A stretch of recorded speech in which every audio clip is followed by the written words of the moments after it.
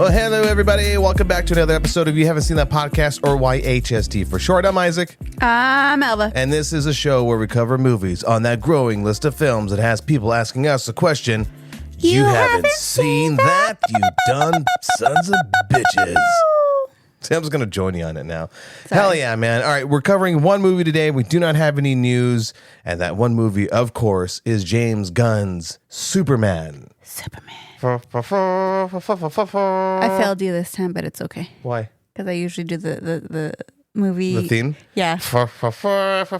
Anyways, before we get into all that other fun stuff, I don't know how long this episode is going to be. It's going to be jam-packed full. It will contain some spoilers, so by the time this comes out, I'm sure people would have seen it. But if not, usual caution, spoiler alert. If you're looking for something that's more bite-sized, well, you can look for spoiler-free bite-sized movie reviews on our social medias at YHST Pod on Instagram, TikTok, and YouTube. And there you can show your love and show your support by telling us what you thought about this movie in the comment sections on either or all of those platforms. You can share those things. You can do whatever else you can do on social media, but engage, be part of the bigger conversation. We appreciate it. And if you want to do it in a monetary form, well, you can go ahead and do that on Venmo at YHST Pod. Look at that. YHST Pod in all the places. We make it simple for you. We make it easy on you. That's a what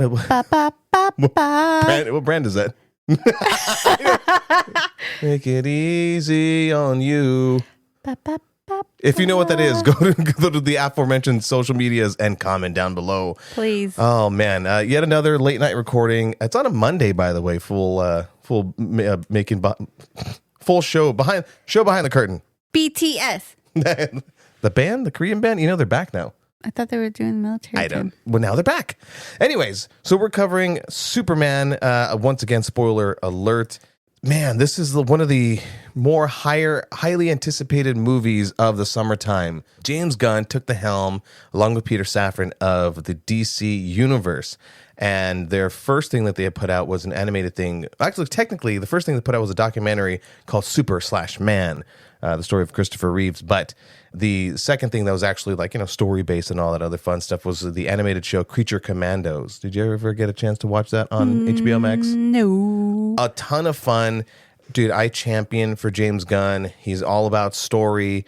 He's all about the characters. It's all about the script. That's got to get done first. He said it a number of times in interviews. And I was really cautiously optimistic about going to see this movie, Superman, with its whole new take. We're coming off of the Snyderverse stuff, and is it going to be that? Is it going to be something completely different in a good way, in a bad way?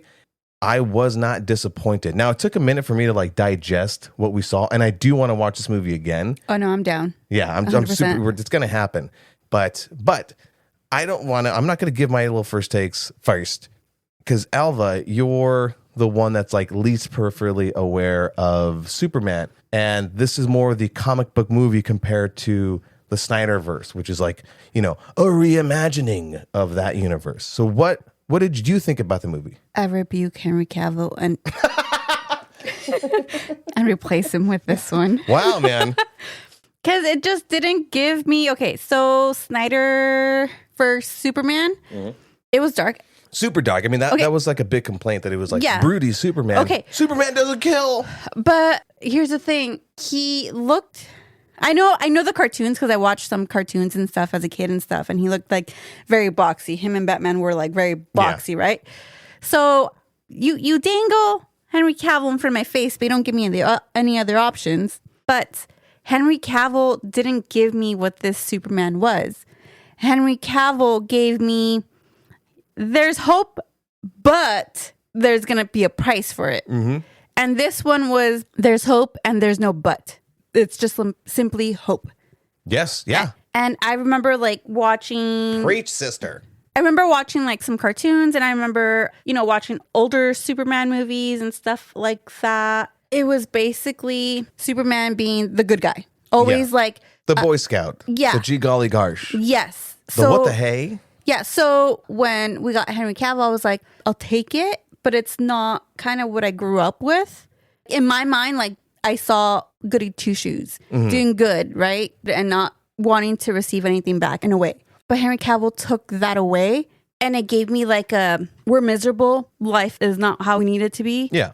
I was like, okay, like I guess. Well, I mean, any character arc's going to have turmoil. You know, you're going to have to move a plot along. And the character has to grow. But that specifically with that Snyder verse, it was dark and everything was broody. Every character was broody and moody and quote unquote grounded. And we're coming out of an era that was Batman Begins, Christopher Nolan, where things were grounded. And so people wanted something that was grittier, dirtier, you know, instead of the flashier opposite Marvel Cinematic Universe. If you've seen my wardrobe, it's mostly black.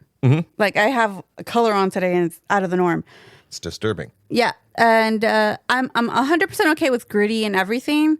And I accepted it because if there's no other version given to me other than like maybe a TV show, Superman or something like that, then I'm going to be accepting whatever you're giving me until something else is shown. And then maybe I can get, you know, be like, no, I like that one better. But once this one, I saw the movie, I enjoyed it a lot. Oh, a ton. I kind of feared for you because the big thing about this Superman movie, the James Gunn movie, is it's a pre-existing universe. It's a pre-existing world. They just drop you right in the middle of it. And I figured there wasn't going to be like the beginning origin story because we got that a number of times. I've also heard some people who did see this movie complain that there wasn't an origin story, which I think we didn't need one. In fact, when people did get one, like back in BVS, they complained about it. So look, Gunn is a huge nerd. He's a huge comic book nerd, and obviously a student of all these other comic book movies, including but not limited to the ones that he's actually done. He's heard the audience and he's mixed that in with his own appreciation for the material. And he did, was it Peacemaker? Yeah. So we kind of should have seen a little bit of what was coming our way. You know, wait. I had more. Go ahead. I had more. Go ahead. I'm just making a hand motion so you know when I'll go next. But I lost my train of thought. That's on you. Yeah, it's on me. My bad. Continue. So the thing though with the Peacemaker is James Gunn has done space cadet movies, basically Guardians of the Galaxy. Yeah. They're not technically superheroes. He's done villains. He's done the Suicide Squad. He's done Peacemaker. But he's never done a superhero movie. So this, even though he's been in that comic book realm, he's never done a superhero movie. And here it is, the big one, the big blue, Superman. Fucking knocks it out of the park. 100%. It's not a perfect movie. There are little nitpicks that I will get to at the very end, but that's me being the one who nitpicks. The majority of the movie is so wonderful, so fun. And I figured, and it was confirmed, that this movie is going to be more, what would be the word, derisive? That you already knew the people that weren't going to like it for all the very obvious reasons about it being pre-existing universe and very, very comic book oriented. Correct. And then you knew the people that were going to like it for all those same reasons. You know, if you liked any previous Gunn comic book movies, if you will, you're going to enjoy this. And a little faster paced though. And this is WB's strongest superhero debut movie since Matt Reeves' Batman. You got opening numbers? Yeah. So budget was $225 million. Domestically, it made $125 million. Nice. Globally, it made $95 million. And these are just the numbers including from Tuesday's early screening and Thursday through Sunday. That's awesome. Total is $120 million that they made this weekend. And that's $5 million below budget. $100 million of the $225 million, would you say, went to promotions, and boy, did they promote it. Oh, dude, no. For the new listeners, I don't do trailers. I don't do promos. I don't do anything. I like to go in blind. But after we saw the movie, the next day, as soon as I opened my social medias, it was all the promos, all the interviews. Everything was just like popping up. And I'm over here like, yeah, of course. This is amazing. I'm also, by the way, including not just the social media stuff and not just the interview stuff, but I mean like all of the chain restaurants with Superman's face on it, not even to mention the merch. I mean, the billboard. This thing is everywhere. But what's so funny about it, going into the movie and kind of stepping away from all the business end of it, is it's a very interesting angle of a movie because it will kind of lose people, even though like the promotion, you're going to get those butts in the seats, right? Even though the promotion cast out a huge net, some of the people that are going to slip through are the ones that are like, who the fuck is Mr. Terrific? Why does this Green Lantern have a bowl haircut? Oh my God, I love it. Hawk Girl, what? Wait, didn't we get a Hawk Man in a previous DC thing? So, some of those people are not going to know what to expect. Some people, like I said before, were hoping for an origin story.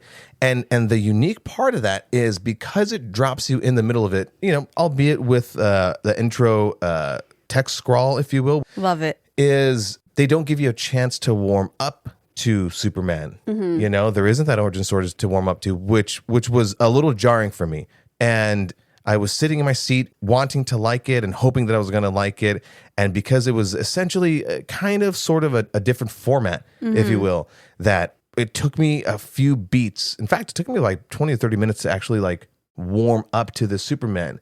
And so the beginning of that movie for me was kind of quickly paced and had to throw a lot at you, which is different from like the Zack Snyder movies, which is a little bit more, they allow those moments to breathe. This one doesn't, but I think it's okay. It's okay that it didn't do that. I would have liked for some of those moments to breathe a little bit because I want to spend some time with Superman. I want to spend some time with Lois, and it has to move on to the next thing. So it is packed full of stuff. It's very rich compared to a few of the other James Gunn things.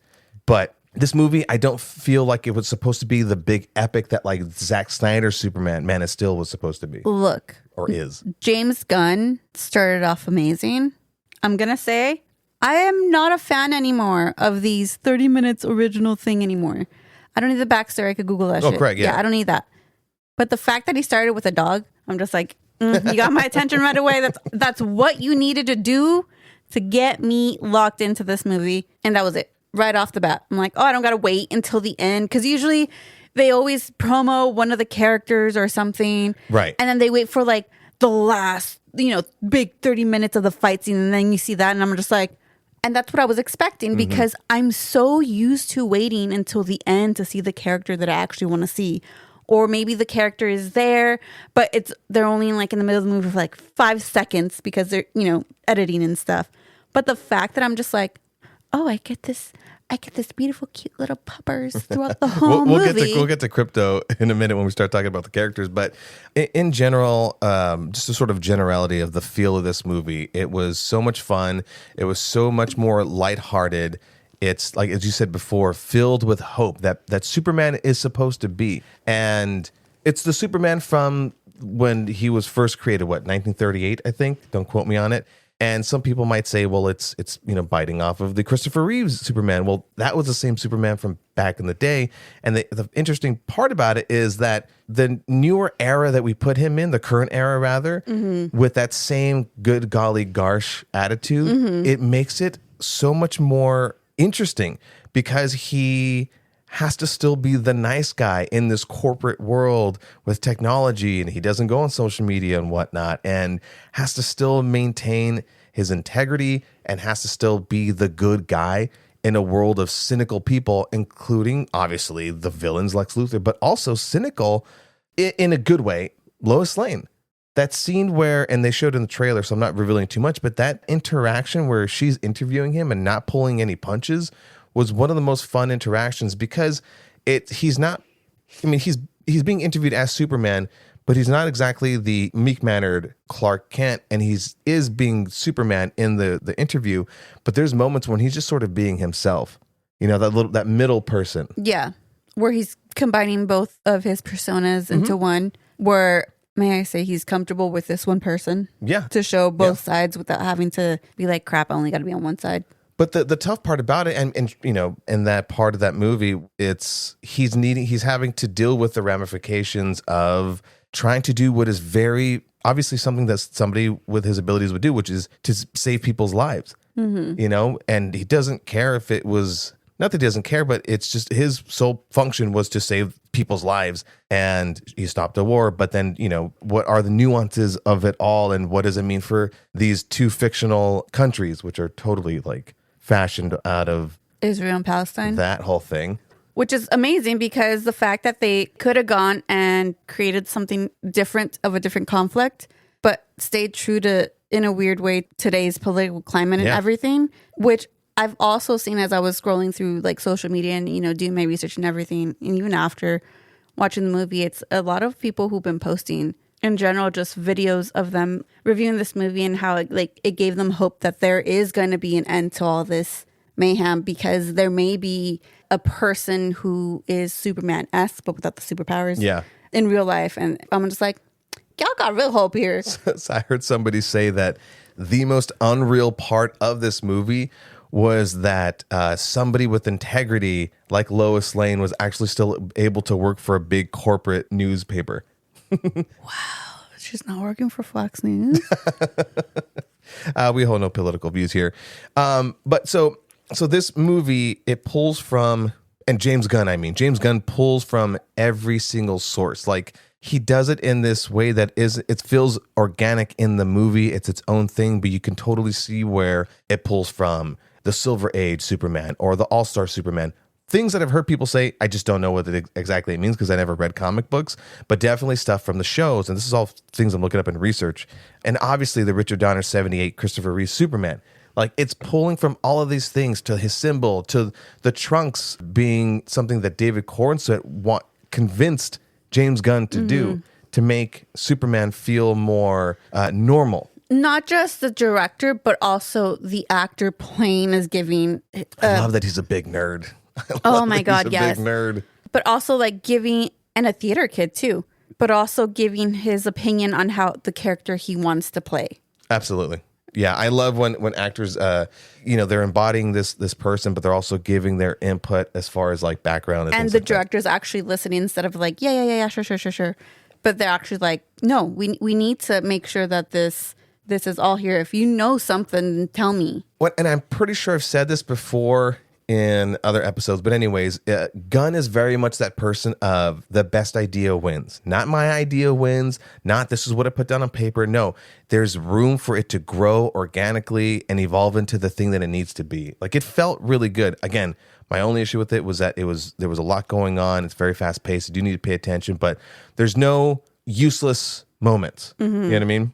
And it still has its ability or chance to do something completely original, which will lose some people, and that it has to do with his biological parents. I won't spoil anything. But again, it's yet another thing that isn't just kind of created on its own.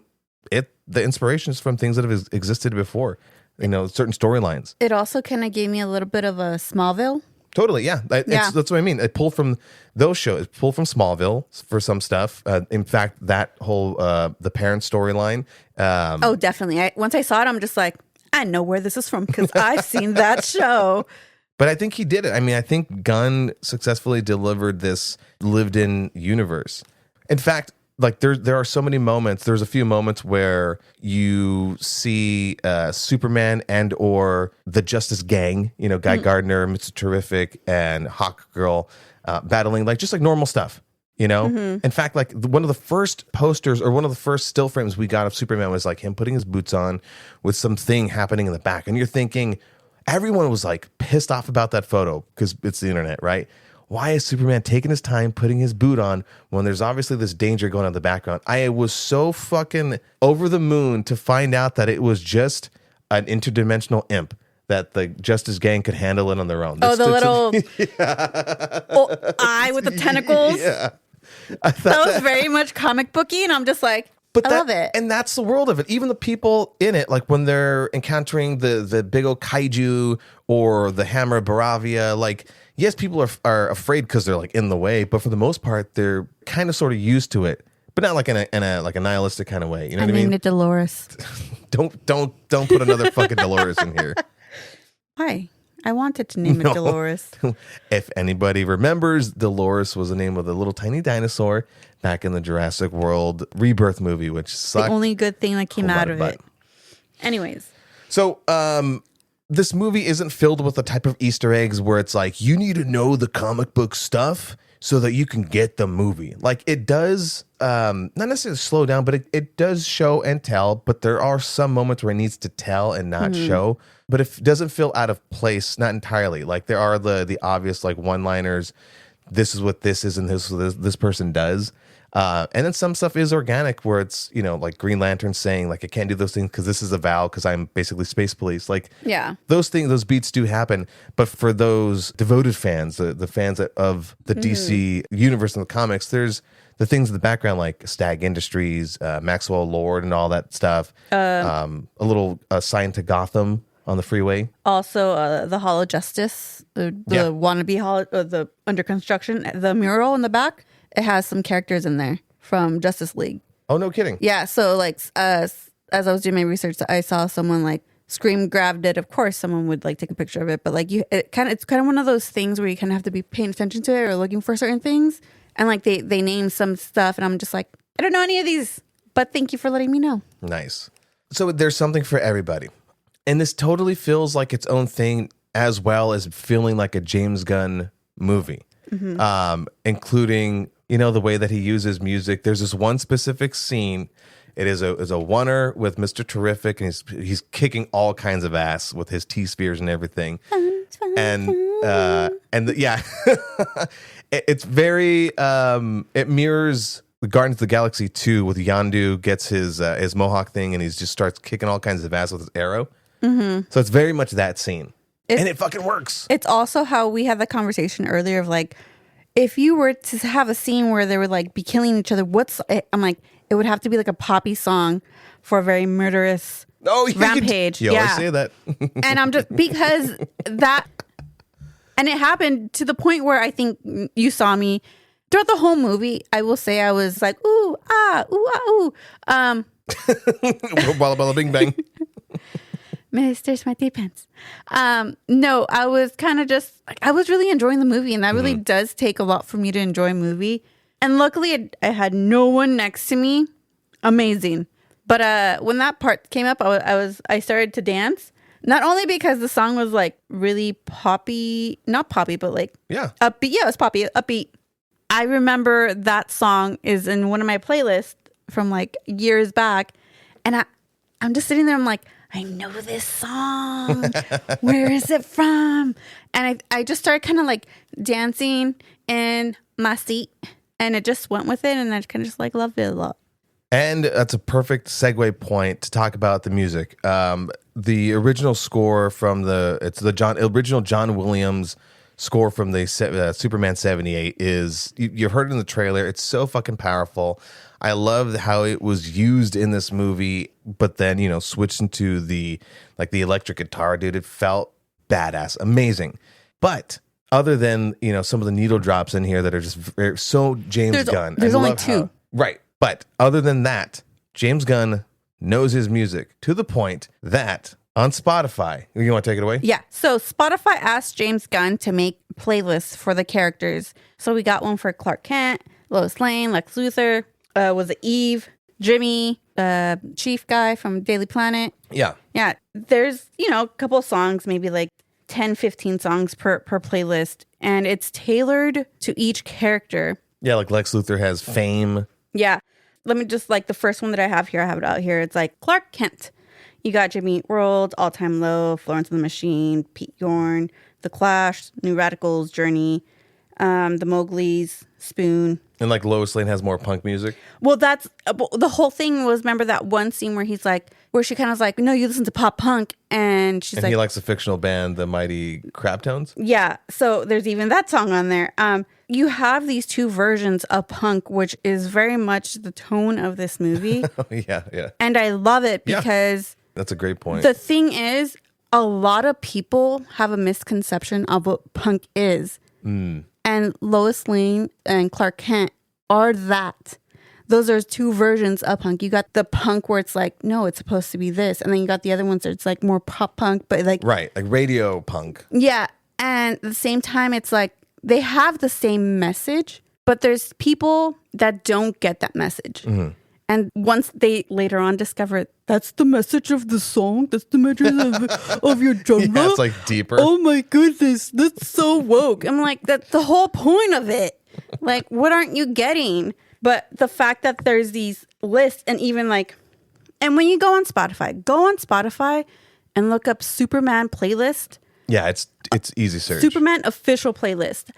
The thing that I liked about it is that depending on your type of music, it will give you that character. That's right. I got Eve. I got Jimmy Olsen, didn't I? Yeah. So I got Eve, and she's very poppy, and even like as you're gonna go from one place to the other, James Gunn had like a little introduction to each playlist, and mine is he goes, I really wanted to do like every other song Taylor Swift, and I'm like, I got it, like that's me right there, like right now. By the way, and speaking of my playlist, Jimmy Olsen's is like everything having to do with being a player. Yeah. So like we were listening to mine, and I think yesterday we were listening to my playlist, and I'm just like, this is my like. It really was. In fact, I go. Did we stop listening to the Superman playlist? It's like Taylor Swift. You're like, no. It's Eve's. It's mine. It's Eve's. It's my playlist. Yeah, no, it's very much poppy, but I like how he doesn't, when he's curating all these playlists, he doesn't just stick to one genre. He's all over. It's very eclectic, and it's such a fun way. And that's what's amazing about each playlist, because it's not like your deep punk, your deep 80s rock or whatever. It's a combination of everything. Yeah. And now going back to the movie, the one thing I wanted to know, going just to kind of close out on like how James Gunn's movies typically are, his sense of humor, right? You can't really change that for the most part, and you want to try to make sure that the sense of humor is organic for the characters, because I feel like the mistake was made in Guardians of the Galaxy Volume 2, where literally everybody and their fucking mother had a line, a joke, and it didn't feel like that character would naturally say that. So you get a little bit of James Gunn's humor in this, where it's those moments, like kind of like a little quick banter in between, a half a line here or there, and I'm totally fine with it. And I think that because he has Nathan Fillion as Guy Gardner, like Nathan Fillion has been in every single James Gunn movie that he's done, and Guy Gardner's this asshole, basically. It's such a fun character. So that's someone that James Gunn can put all of his sense of humor in and get kind of like all that energy out, if you will. I could not get over the bowl cut. But when I first saw him, because I didn't know that he was going to be in this movie. So when he popped up, I'm just like, what's Nathan Fillion doing there? And the first thing that popped in my head, I'm like, cup cutie, cute and on duty. But what I loved is that it was acknowledged, as well as a lot of other like in-universe things. Superman in his glasses and just things like that. I'm telling you, like, it's things that other movies didn't have the balls to address, and this one did, in ways that the characters, those particular characters naturally kind of would. Yeah. All right, technical stuff. The way that the movie looked and how it was shot. So I thought that some of the bigger, fight scenes were just like all CGI. It turns out that they weren't, and that fucking blew my mind. In fact, I just saw that earlier today. So there's a lot of like big wide angle, like sweeping camera movements, and for the most part, like all of those worked. It gave the action a different feel to it. But specifically, and this is my lane right here, some of the flying sequences, they actually utilized FPV drones. What? You don't say. So here's how they did it. Now, I thought that they used a motion control camera. Do you know what a motion control camera is? I'm guessing it's motion and controlled. It's like a robotic arm. They program what the movements are, and they could be repeated over and over and over again. Smartass. But instead, they have David Cornsweet on a gimbal. The way you may have seen Henry Cavill on like the little flight rig or whatever it is, right? So he's behind a blue screen, he's on the thing, and he's pretending to fly forward and whatever. And instead of what I thought was like a camera operator or the motion camera, it was instead just an FPV drone. Somebody piloting it just to give that swooping feeling. That's so unique.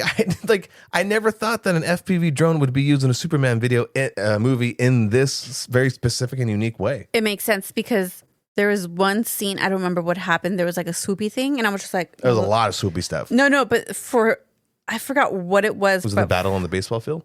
Maybe. Because it was like a swoopy thing, and I'm just like... motion sickness. We were a little bit close, and it was IMAX. Yeah, I was like, no, but like we've seen IMAX before, but it was just the fact that it was like one little scene, and I think it was a baseball field, and I was just like, huh. So I loved how this thing was shot. Let's go into characters, because this is going to take like most of our time, so I'm going to try to shoot through this, and we'll go back and forth. Quick cameos. Christopher Reeve's son, Will, did have a little bit of a cameo as a news reporter on TV. Obviously, there was a cameo. Will Reeves, yes. Peacemaker does make an appearance. Of course, you have Sean Gunn. Yeah, as Maxwell Lord. So, which is, those connections are like the Peacemaker season 2 that's coming out, and it's very much a Gunn show. Okay, David Cornsweet as Superman.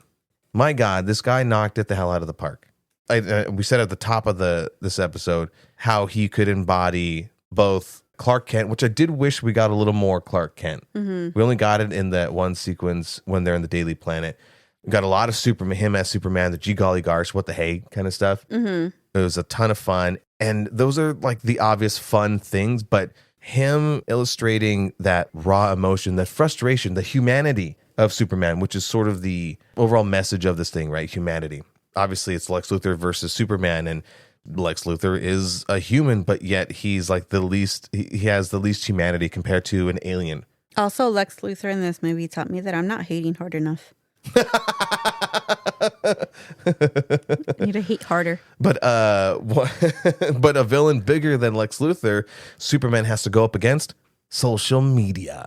Oh yeah, yeah, that damn social media and getting canceled, which is totally like in the vein of some things that we've experienced and seen people go through. I think that good people can come out the other end clean, which it's very well done through David Cornsweet. And Again, this isn't like the big epic movie like all the other things, but I'm still very excited to see him as Superman. Hopefully in a trilogy. He a nerd and he a hottie. He a nerd and he a hottie. Lois Lane, Rachel Brosnahan. My goodness, I wasn't a huge fan of was it Amy Adams in the Zack Snyder? No, get her out of there. Rachel Brosnahan, like when she was cast, to go, oh my God, totally Miss Maisel. Absolutely. Oh my God, yes. She's got that old timey feel as well as like just being a whip. You know who her aunt is? No. Kate Spade. I don't know who that is. David Spade's sister. Oh shit. Whoa. Alva with the fun facts. I don't have a jingle for that.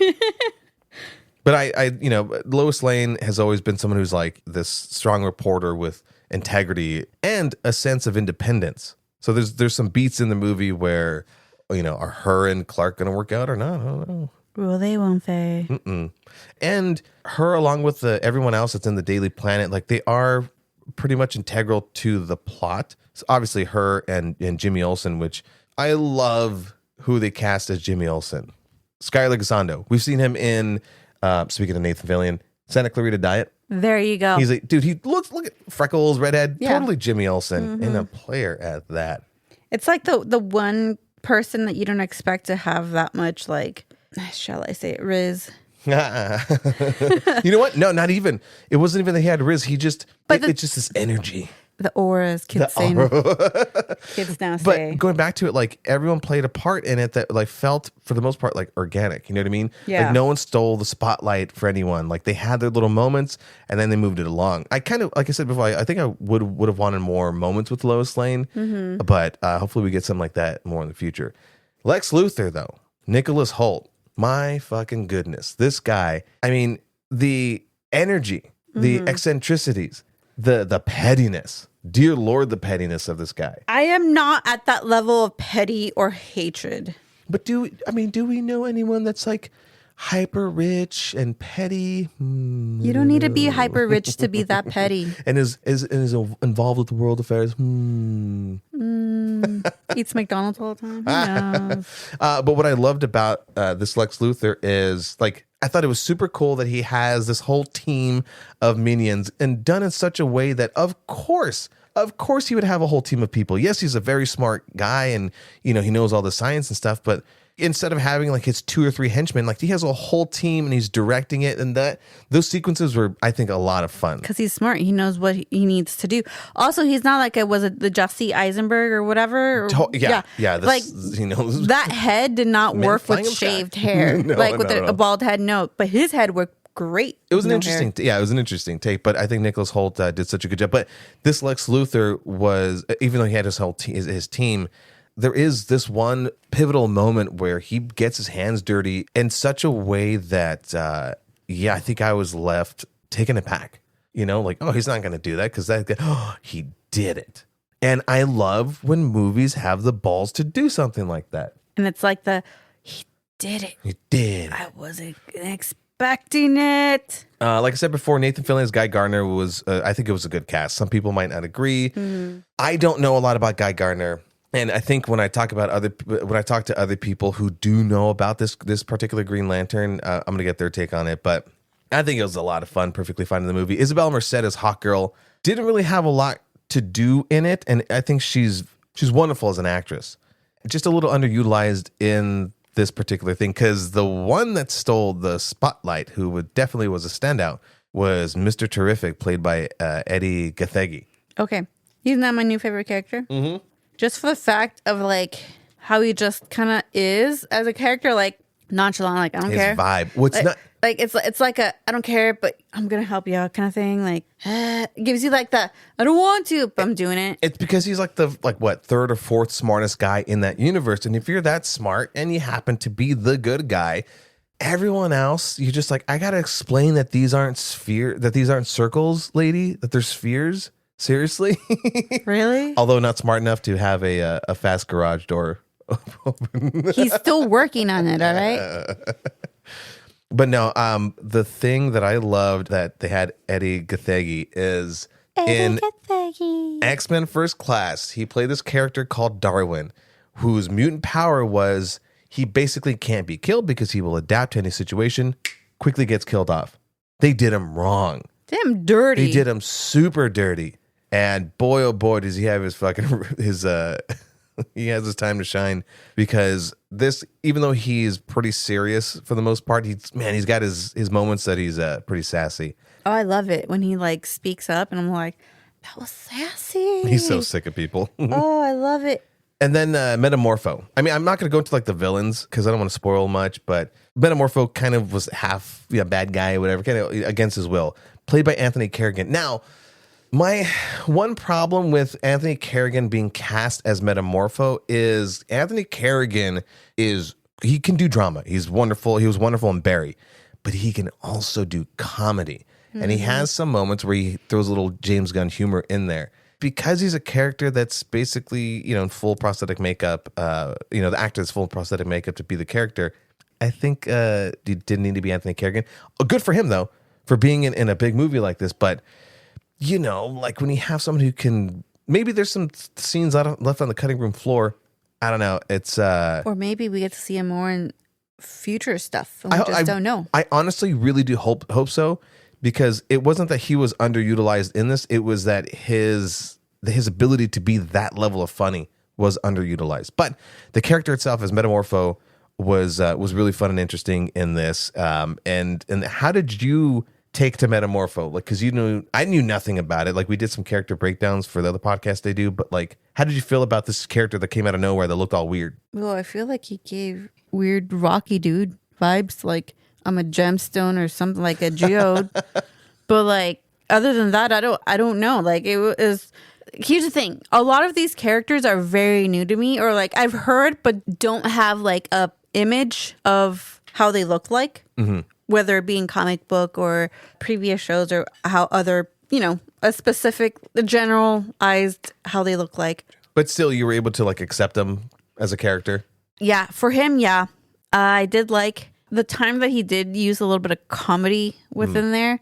I was just like, I think I made a comment, be like, I think he gave him peaches. Oh yeah, the puffy face, yeah, the kryptonite poisoning.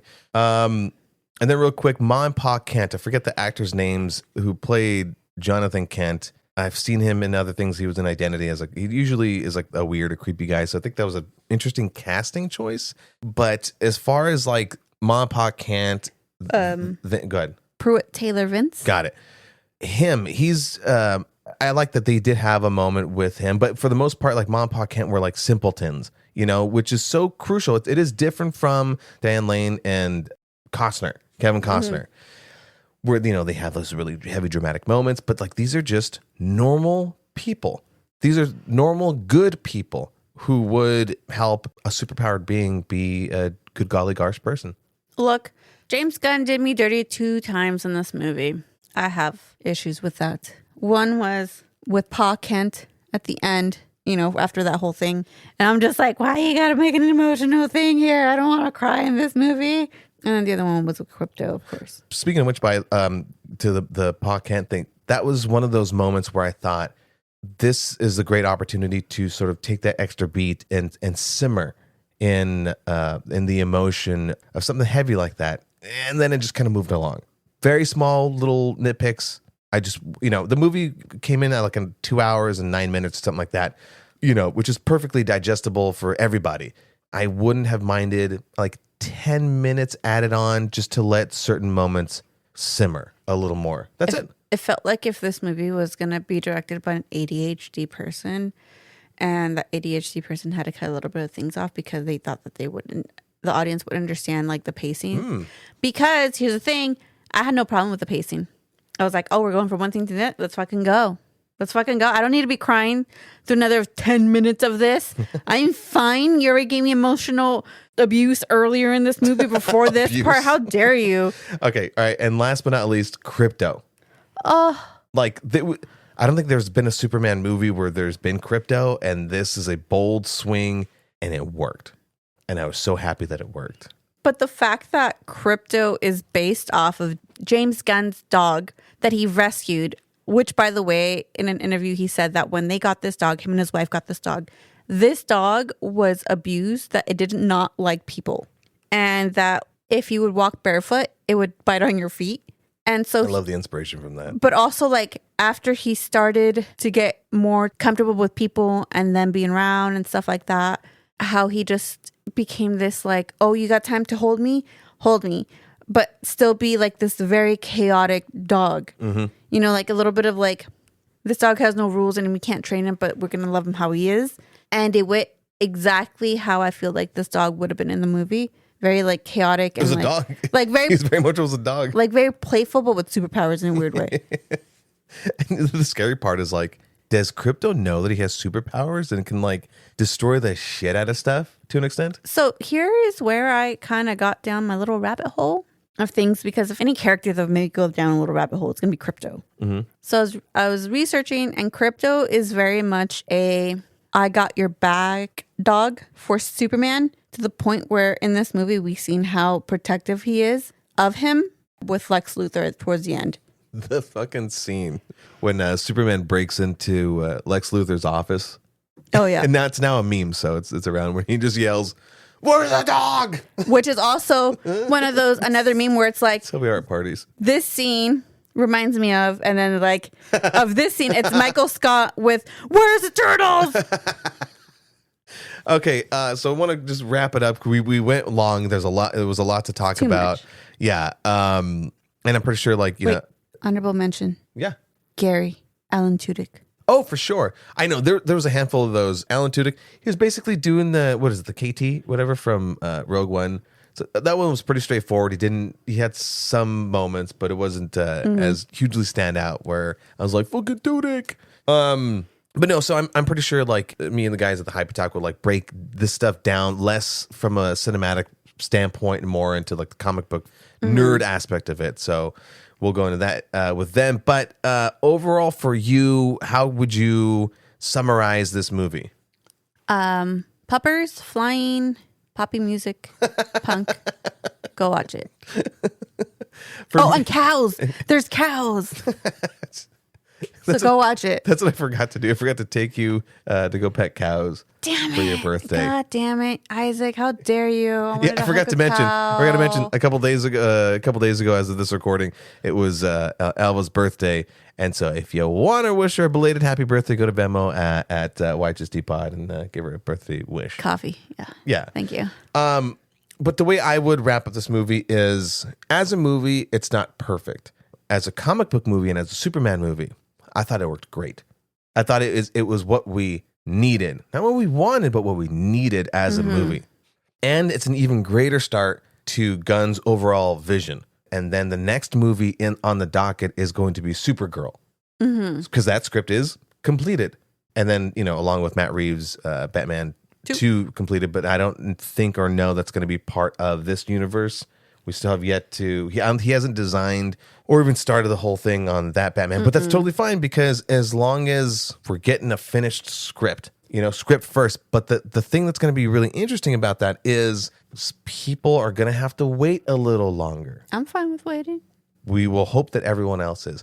And then I forgot to mention this. There is a mid and post-credit scene, and Gunn himself has says that he has learned from Marvel's use of mid and post-credit scenes, which they're always using it to like have an open-ended thing and connect to another thing that may or may not happen. Fucking Harry Styles as was a Star Fox, and like we're never gonna see that. I mean, people complain about like, the Shang-Chi. Fuck, I forgot about that, dude. So fucking many of the MCU post-credit scenes and mid-credit scenes did all that. And even like Brave New World, where it was like, dude, that's still part of the movie. That doesn't need to be that fucking scene. Didn't Will Poulter get like super like in shape for Guardians or something and never gonna be seen again? Yeah, I guess so. But I like the way that Gunn used the mid and post-credit scene, which is as an epilogue. Just a little extra beat. A little fun interaction between some characters, and it's totally worth it. And I'm looking forward to seeing more of these types of mid and post credit scenes. So I love it. I love what Gunn did. I love what he's doing, and I will champion him from here on out. So before we completely wrap up the show, penultimate thing, YHT gets fresh, and then we'll move on to our trivia, which we're fucking tied at. So YHT gets fresh. Every other episode, Alva and I guess the Rotten Tomato critic and audience score, as well as giving our own personal rating on the aforementioned movie. In this case, James Gunn's Superman, starring David Cornsweet and Rachel Brosnahan. From 0 to 100, 59 and below being rotten, 16 above being fresh. Isaac gets to guess this time. See, I learned from last time, and I was like, I need to vamp more because I went fast on the first half. I should have kept going a little bit more with it this time. Okay, so my Rotten Tomato score is 95%. Okay. Like I said, it's a great Superman movie. I'm not going to say it's the best Superman movie. I haven't watched all those recently to even say that, so I'm not going to go down that whole fucking road. As a movie itself, there's some work and pacing issues and whatever. So I give it a 95%. Okay. I think that critics are going to like it at a 90%. It might be lower than that. And I think audiences are going to love it at a 96%. Okay, so close, a little close. Critics at an 83, but audience is at a 93. Interesting. All right. Yeah. I was a little more optimistic about everyone, but I do follow a little bit more with the audience on this one. Oh, totally. Definitely. But still, overall, very fresh. Thank you for joining us on YHT Gets Fresh. Fresh. Okay. All right. Now, last but not least, oh, man, this is going to be fun. We are tied in this game. Yes, we are. And this is our new trivia game. This is the third round that we're doing, right? And for those of you who haven't listened to the last two episodes, the trivia, it's going to be 4 rounds, 2 rounds for each person. And we are going to give 5 actors, starting from the hardest, so a total of 5 points. And if you guess it on the very first one, you get a total of 5 points. 4, 3, 2, 1, so on and so forth. Or if you don't guess the movie by 0. That last one, then you get a big fat 0.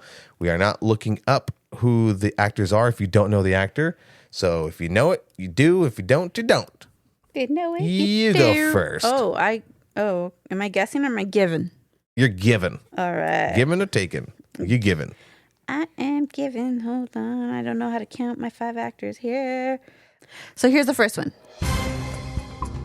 Carla Souza. Last name spelled Souza. Damn it, Alva. You're pretty good. Wait, I'm going to guess. Superman, the movie. No. Damn it. Megan Good.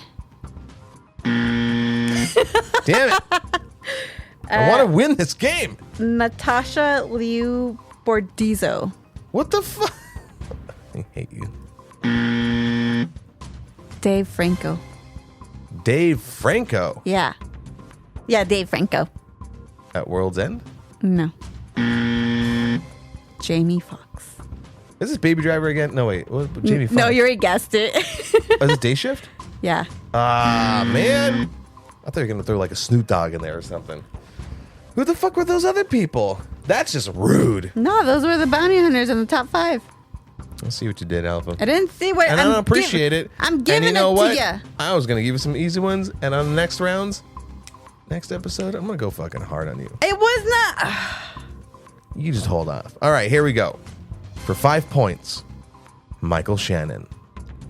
Michael Shannon? Guardians of the Galaxy? No. And if I didn't mention before, for the rules, you get at least one free guess per actor. Okay, for 4 points, Russell Crowe. Gladiator? For 3 points, Kevin Costner. Superman? The Superman? For 2 points, Amy Adams. Was it the Henry Cavill Superman? It's not the Superman? No, fuck, what is it?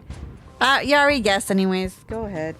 And for 1 point, Henry Cavill. BVS? No. Man of Steel. I need it. Can't give you hints. Yeah, I need know. the title. I know. Sorry, Carlos, because I know you're going to hate it. All right, go hit me. Okay. I gave you a big opportunity to win there, too. I know. I was like, wait, what am I saying? You see what I'm saying? I was like, I'm going to be really nice to her. You know, it was her birthday the other day. Chris Hemsworth. Rush. Nope. Steel Stubbins. Stubbins? Whatever it's called. STBNs? Stebbins. Huh. I don't know. Skylar Gisondo. Yeah, that was the kid that played Jimmy Olsen. Yeah, but how do you pronounce his last name? I lost the page. Okay. Glosando? I don't know. What movie were they in together? Meet the Robinsons? No. Christina Applegate. This is a movie? Yes. Your face. Is it National Lampoon's Vacation? Ooh, that was for how many points? 2. Oh, yes! I'm on the board. Vacation. Wait, you said Chris Hemsworth is in there? Yeah. Nice. You said Applegate and then, yeah, totally got it. Okay. Yeah. If you wouldn't have got it, Ooh. I would give you Ed Helms. And I was like, I hope he fucking gets it by then. I hadn't seen that movie. I thought we did. No. We've seen the originals, but not the new ones. New one. Oh. Well, here, that's where it got tricky. At least But he still knew got it, yeah. Okay, is this the last round, right? Yes, my turn. For all the marbles, for 5 points, Jeremy Irons. The fuck is Jeremy Irons next? He was a clue in the 2 episodes ago. Like, I'm supposed to remember 2 episodes Hey, man. ago. This is why I do these things, because I try to help you out, dog. Yeah, dong. Okay, for 4 points, Jesse Eisenberg. Was it this social experiment? I don't even know if that's a movie. For 3 points, Ben Affleck. BVS? Oh, yeah, got it. 3 points. Hell yeah. Does that mean you're a point ahead of me? Yes, I am. Fucking Missed a A. movie and I'm still a point ahead of you. How fucking dare you try to trick me. Loved it. This is why I let you have like the bumpers on Mario Kart. Alrighty. And I enjoy the bumpers. All right, ready to wrap this up then? I am, sir. Okie dokie. That was an exciting movie to talk about, honestly. We are going to probably rewatch it, and I wonder how that's going to sit with us the second time around. In the meantime, thank you everybody for listening. Once again, follow us on social media at Why Justy Pod on Instagram, TikTok, and YouTube. And if you want to give Alva a belated birthday wish, do so on social media, or if you want to do it in a monetary fashion, do it on Venmo at Why Justy Pod. We appreciate it in advance. And thank you for anyone who said happy birthday or has sent any money day of. We appreciate it. She ate good. She drank good. She got some sweets. She got some antiques. Damn right I did. In the meantime, let us know what you thought about this movie, and also let us know what movies are on your growing list of films that has people asking you the question. You haven't seen that? Adios, peoples. Ba-ba-ba-ba. Okay, bye. I'm goddamn Mr. Terrific. Yeah.